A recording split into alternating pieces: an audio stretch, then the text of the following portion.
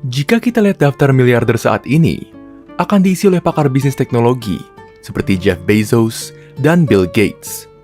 Namun sebenarnya, ada satu orang terkaya dunia yang telah meninggal sekitar 1 abad yang lalu. Pengusaha terkaya saat ini belum ada yang mampu menandingi kekayaan kekaisaran minyak zaman dahulu. Semua dimulai pada tahun 1839 dengan kelahiran John Rockefeller di bagian utara New York. Ia adalah putra sulung dari seorang pedagang keliling, William Rockefeller, yang banyak dikenal sebagai dokter botani. Ayah John sebenarnya saat itu berjualan obat homeopati pada abad ke-19.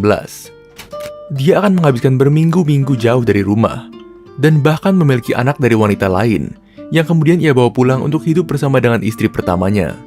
Dalam rumah tangga yang membingungkan ini, John akan tumbuh dan belajar bagaimana membuat orang-orang sibuk membuat kesepakatan terbaik, dan memanfaatkan setiap uang yang ia dapatkan. Keluarga Rockefeller jarang bermukim untuk waktu yang lama, dan hidup secara nomaden. Untuk membantu ibunya, John mengumpulkan uang dengan cara menjaga kalkun dan melakukan pekerjaan rumah tangga kepada tetangganya. Kecerdasan John dimanfaatkan dengan baik ketika keluarganya pindah ke Cleveland, Ohio pada 1854, di mana ia bersekolah di sekolah yang lebih layak. Namun 1 tahun kemudian, ia harus putus sekolah karena bekerja di sebuah broker lokal. Gaji hariannya hanya sebesar 50 sen, yang tentu saja tidak cukup untuk membantu ibunya. Kemudian, ia mencari uang tambahan dari perusahaan lain. Setelah bekerja 2 tahun, atasan John tidak berniat untuk menaikkan gaji. John akhirnya memutuskan untuk bekerja di salah satunya dan mulai mendirikan pialang produksi sendiri. John memiliki reputasi yang baik, sehingga dengan mudah mendapatkan pinjaman sebesar $4.000. John mulai berdagang jerami, gandum, dan berbagai daging. Di tahun pertamanya, omset penjualan mencapai $500.000. Namun, hanya memiliki sedikit keuntungan sebagai bentuk komisi. Sebagai permulaan, itu adalah tanda kesuksesan bisnis John. Bahkan, setiap bank di Cleveland menawarkan John untuk membuka pinjaman, yang padahal saat itu, usia John baru 18 tahun. Kemudian, tahun 1859, sesuatu terjadi yang akan mengubah hidup John selamanya. 100 mil dari timur Cleveland, ditemukan sumur minyak pertama Amerika. Hal ini menandai dibukanya minyak Pennsylvania dan memproduksi 4.500 barrel dalam setahun.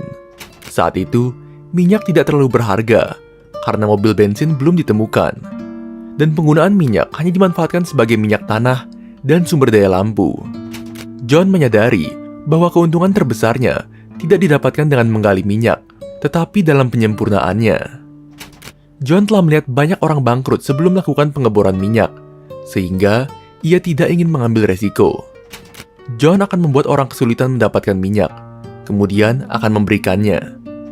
John harus menunggu sampai tahun 1863 untuk pemerintah membuat jalur kereta api dari Pennsylvania ke ladang minyak.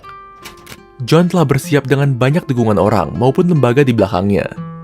John mengumpulkan tim ahli kimia dan insinyur berpengalaman yang tidak hanya mengoptimalkan proses penyulingan, tetapi juga menemukan berbagai kegunaan untuk produk sampingan dari penyulingan minyak bumi.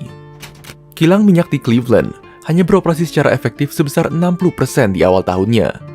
Tapi, John tidak menaikkan persentase produksi, melainkan menjual semua produk sampingan lilin parafin, tar, dan nafta. Dalam 2 tahun, kilang Rockefeller bernilai lebih dari $72.500 dan termasuk yang terbesar di Cleveland. Pada tahun 1865, terdapat 26 kilang minyak yang bersaing, tetapi dalam 5 tahun, John hanya mendapatkan hasil dari 22 kilang minyak. Pada titik ini, usahanya sudah terlalu besar untuk hanya ditangani sebagai kemitraan, sehingga pada tahun 1870, perusahaannya tergabung dalam Standard Oil of Ohio. Untuk meyakinkan beberapa pesaing yang tersisa, John hanya mengundang mereka dan menunjukkan buku-bukunya. Ia mengungkapkan bahwa itu bisa beroperasi dengan kerugian jauh lebih lama.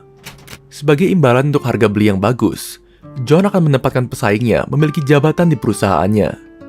Tentu saja, tidak semua orang menerima tawarannya, dan seiring waktu, John mengikis harga minyak dan produk sampingannya hingga 80%, yang mampu mencekik pesaingnya. Strategi yang ia terapkan berhasil. Ia menguasai kilang minyak di seluruh timur laut Amerika, dan produsen minyak terbesar di Amerika yang mencapai 90%. Pada titik ini, posisi John sangat kuat. Ia kemudian mengundang para pemilik perusahaan kereta api terbesar dan melakukan negosiasi potongan harga. Tapi, praktik negosiasi penawaran ruang belakang ini membuat dunia bisnis gusar. Saat itu, sebagian besar barang-barang industri diangkut dengan kereta api, dan para industrialis khawatir bahwa penyalahgunaan transportasi oleh John bisa menghasilkan monopoli industri. Selama dekade selanjutnya, politisi, media, dan pengusaha lain menyerang Standard Oil of Ohio. Legislator di Ohio mulai menyusun peraturan antitrust untuk menjatuhkan Rockefeller. Tetapi, John telah selangkah lebih maju. Pada 1882, John bergabung kembali di New Jersey. Kali ini, menciptakan Standard Oil Trust yang memegang saham di lebih dari 40 perusahaan lokal. Untuk menunjukkan kesuksesannya, John membangun markas untuk perusahaannya, Broadway. Titik puncak dari Standard Oil Rockefeller saat itu adalah memiliki 20.000 sumur minyak, 4.000 mil pipa, dan mempekerjakan lebih dari 100.000 orang. Namun cengkeraman industri minyak mulai melonggar, baik di dalam maupun luar negeri. Endapan minyak telah banyak ditemukan di Rusia dan Asia, dan sedang dikembangkan oleh keluarga Rothschild, yang terhindar dari upaya untuk mendapatkan minyak itu ke Amerika.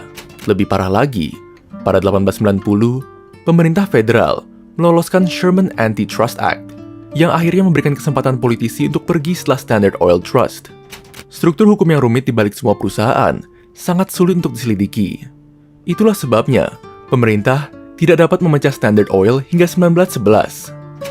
Saat itu, John Rockefeller sudah menjual dan tidak lagi mengelola perusahaan. Dalam 20 tahun, Standard Oil telah membayar lebih dari $500 miliar untuk dividen.